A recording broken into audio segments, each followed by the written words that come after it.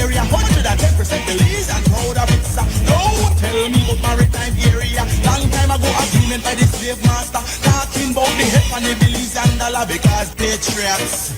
All people who love them country bad, bad love them homeland. Will never give it up to another nation.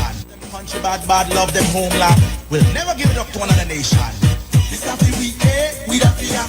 Nobody give it to no Guatemala. Follow me now. This is we the fear. Nobody give it to no Guatemala. This is me. My name is Pupa. Belize me come from the Belize City area. 110% Belize and proud of it, sir. Don't tell me about maritime area. Long time ago agreement by the slave master. Talking about the head and the Belize and dollar because patriots. All people who love them country bad, bad love them homeland. Will never give it up to another nation. Country bad, bad love them homeland. Will never give it up to another nation. This is we the fear. Nobody give it to no Guatemala. And welcome to Sunday Review. Behind the zinc fence, suites outside Belize City for this morning, Sunday, February 15, 2026. I'm the producer and host of the only news review talk show that Belize. May co-host the Breddah Mutota from one of the Caribbean islands of Trinidad and Tobago, revolutionary Breddah, and I know everybody earned recognition. We have a full house this morning. Morning, Breddah Ako.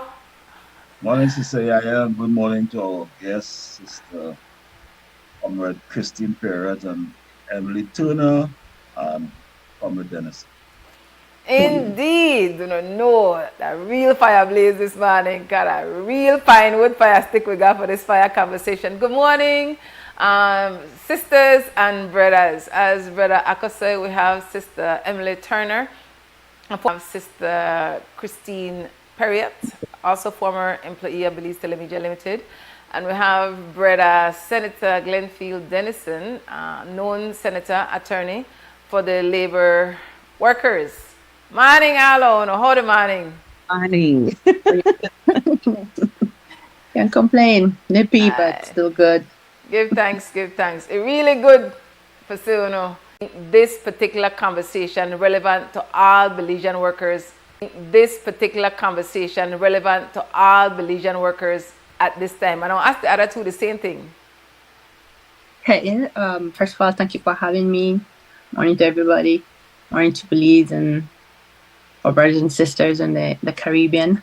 I am not really a stranger to the situation.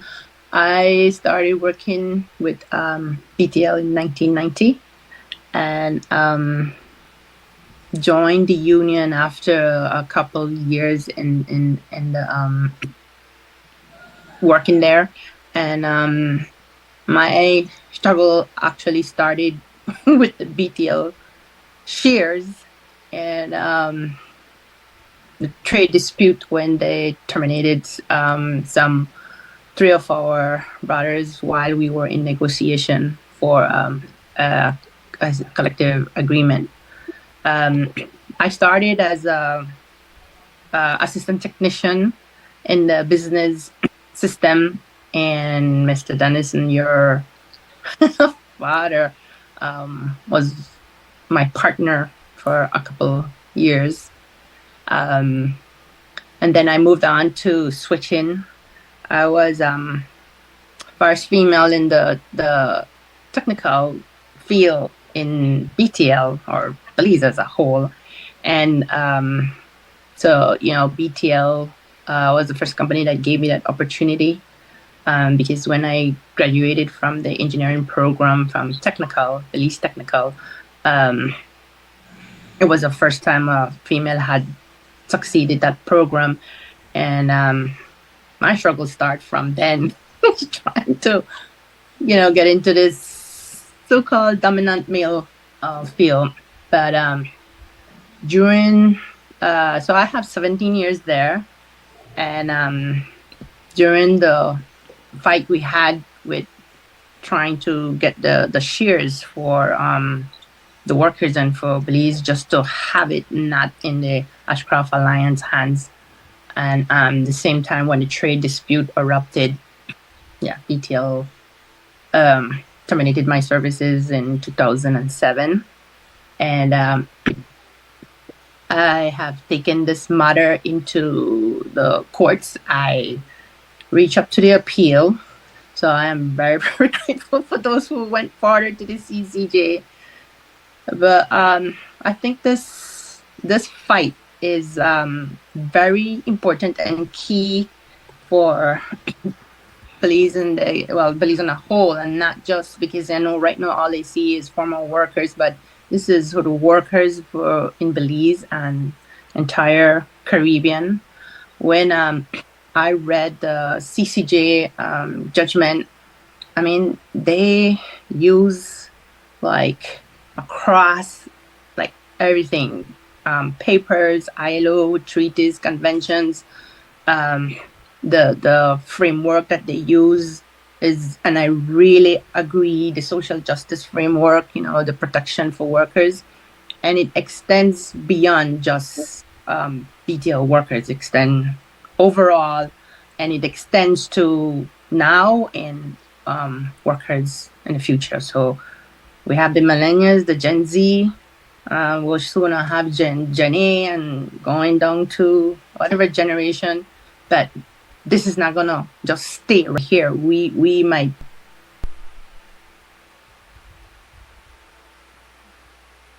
Another here, another here, Christine. Are you hearing her, Christy?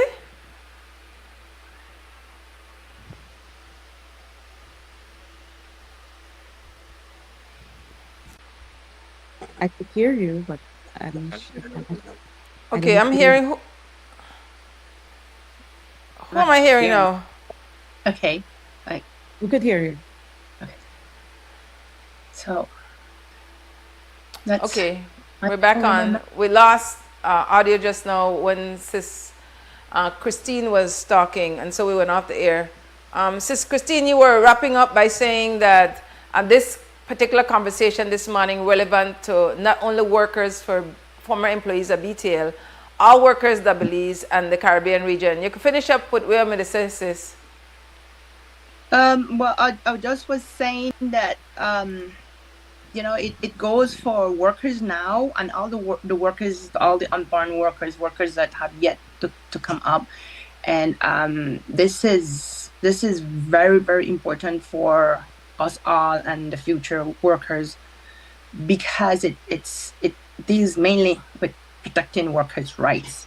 And a key thing that I always say is that when I was there at Yale, this generation that is on right now, this millennial generation and the Gen Z, they were like younger, like around 11, 12, 13 years.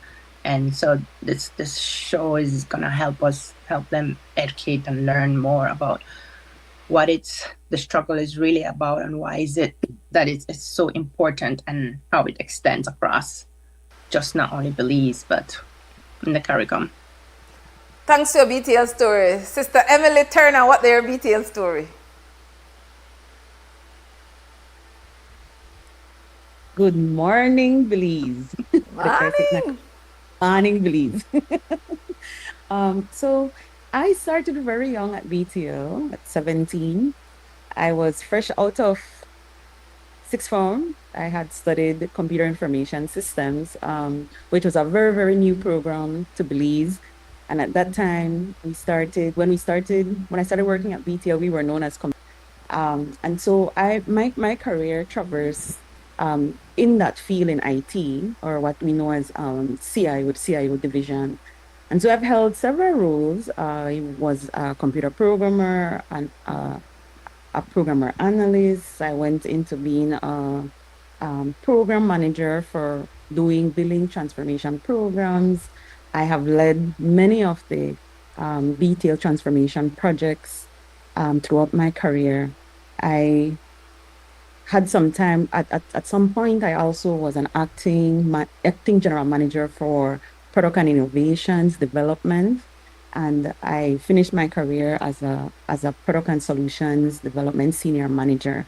So my career has really been in a lot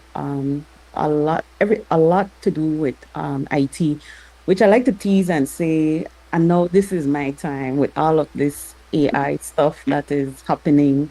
And so I also worked in trade unionism and became BCW's general secretary for I think about 5 years. I served about 5 years, and then I went on to some management roles, that the ones that I have mentioned. I have a deep passion for my career in terms of software engineering. So today we know it as software engineers, and so I really have enjoyed that career that I was so graciously gifted with. Um, but in a very unique way, I also have loved this movement of trade unionism. I think for me, I have shared uh, a lot of experiences with the people that I've represented where they needed to be represented, they needed to have a voice. For us in trade unionism, representation is key, and that's one of our constitutional rights, that we have the right for representation, and that is what really trade unions bring to workers. So I like to say that, some of us are protected by trade unions and some of us are not. We were blessed, and I will say that we were blessed to have that protection of our trade union at the time, or during my tenure at BTL. And why this movement is important to me is that it must continue. I think we were having a little discussion about, that it is dying in some places, but I am hoping that we can light up the fire. We have Brother Dennison here, who serves as our Labour senator, and he represents us when he sits there. And so, that's what we have to continue. We can't let that fire stop burning. The trade unionism and workers being represented is our constitutional right, and I guess it's people like myself that have to take on the baton, and we have to continue it. Now, in terms of, the last couple of weeks, and I want to say the last couple of months, because since the judgment, um, we formed a group. We all found ourselves having left BTL, and then this judgment came out in November, and we started calling each other. We hadn't been in touch with each other for a while, and then we added each other to a group, and we started discussing, what are these things? What is this judgment saying? What does it mean for everyone? And then we also made contact with the group that had taken it all the way to the CCJ. And so our group started, maybe when I joined, it was like 30, and now it's grown to 235, 240. I think 240 was the count today, of people that were former employees of BTL. And so that's what we have in common. So BCWJ was born off of that. And we started this process in a very diplomatic way. We gathered up all the names that we had, and we wrote BTL saying, hey, we are the claimants of this judgment, and here's our information. And we said, well, the CCJ has spoken, it's interpreted our law. BTL was wrong all along, saying that we don't deserve the severance, but the CCJ has come and said that we do. And so we started this journey, and I guess we are here because it's been 3 months, and BTL has not fulfilled that obligation that they have. And today we are going to be here discussing some of that, what is it that this ruling said, and how does it benefit all of us, because it's all of us, all the workers here in Belize, because the labor law is our law. And it was interpreted for us, because let's say we were just not interpreting it right for ourselves. And in this case, it was the company that we used to work with. So while they now have to fend for themselves, and in finding this out, that they had the right to this severance when they ended their employment with BTL, I feel that, especially because they are of that higher age, I would like to say they're more wiser, and they have a lot of conditions, that are affecting them now. And it's not like we have a proper social fund that we as Belizeans can use. We know of Social Security, and we know that it's not a lot. And so they need this money. I've met them, and I think that's where my heart in this is, because I I feel I've connected with all of these people. Like I always tease and say I used to at the beginning I was taking like 100 calls, explaining to them, taking the time to explain to them what the judgment was, what they need to provide, and walking them through that process. So it is very important for me to see this through. And then I think in coming out, I also have realized that there's a lot of things that trade that employees, workers of Belize are a lot of situations that they're put under that we need to work with and been paid from the day they ended their been paid from the day they ended their employment with BTL. So how long That's you it. work with BTL? Oh, 24 years. 24. Thanks, thanks for your BTL story. Brother Glenfield, you got a BTL story. Tell me about your BTL story. Oh gosh. So I'm actually here in two capacities, Sistah YaYa. I'm here bringing the full weight of the office of the Senator for the National Trade Union Congress of Belize against would-be oppressors. And I'm also here as the son of a former BTL employee. So my dad, whose name I share, Glenfield, Dennison, worked at BTL, and I will say I bring a very personal, this is very personal for me, because I remember my days marching from Wesley School to Albert Catouf's building. I remember being shown, some of the things of what my dad was doing. It's a very sharp image for me, and I recall a very transitional point in my life where I'm not sure if they had only been giving scholarships to BTL employees, but I remember my dad bringing home a form for scholarships to high school. This is way back in the day, and sort of in 1997. And people don't know, but my dad was illiterate, so he's very smart, so that's why people don't know. So you'd read one thing for him one time, and then you'd think he's reading it the next time, right? I'm pretty sure Sister Perriott might not have known that. But he sat down with the form with me and my mom, and we filled it out, and I went to the interview for the Digi scholarship, and I actually won the scholarship. So Digi actually sent me to school, so this is kind of their own fault. They educated the mind, they helped to educate the things, but that's how he fed us things. But that's how he fed us, that's how the light and water and internet later on was paid for. That's how the house was paid for.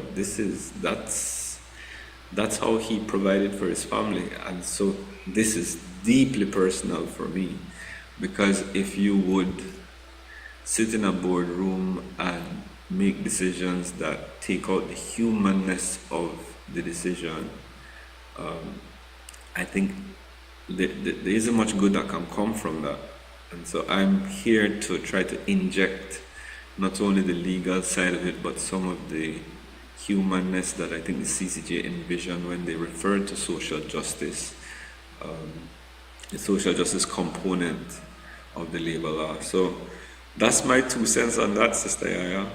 Big thanks to the BTL story. Then the richness of the people who have value. Brother Akko, after you listen to the BTL story, I do your research and what you don't live through, what are the first questions you have for people? I don't know if I have questions. Well, I was listening to Sister Perriott, and she seems to have been in the working 1990. Yes, 1990, 17. So when I looked at her, I thought she was 36. So, Yeah. that's another story, because they look so young, but they have long history and so on. This thing is not so much a question, rather than a statement I want to make. You have these struggles of workers in the Caribbean, and the unions were supposed to be the one protection that we had. And so what you have now is a sort of what do you call it, a retreat of the trade union movement from a certain kind of action. So I am pleased that you have people now who are taking up the fight on behalf of workers, because this is extremely important, you know. And then I know that there is an individual who is very much involved with this struggle, who I think is Lord Ashcroft, right, who is involved with this struggle. And the one thing I learned from my own years of being in revolutionary movements in Trinidad is that whenever you are approaching a situation, you always have to look at the historical background. And so you have, for example, in Trinidad, there was a company called ArcelorMittal, a steel company from India. And they packed up and left Trinidad like a thief in the night. Like they were there one day and just left the next day. And what they did, they collected severance, the workers' pensions, and so on, never paid the workers. The workers had to wage a struggle. And I don't even think they even got the benefits that they paid into. So this is the kind of what I call attitude you now have towards workers in this era of globalization. And the reason I mentioned the Ashcroft is because Ashcroft was a key figure in the Margaret Thatcher administration, right? He was actually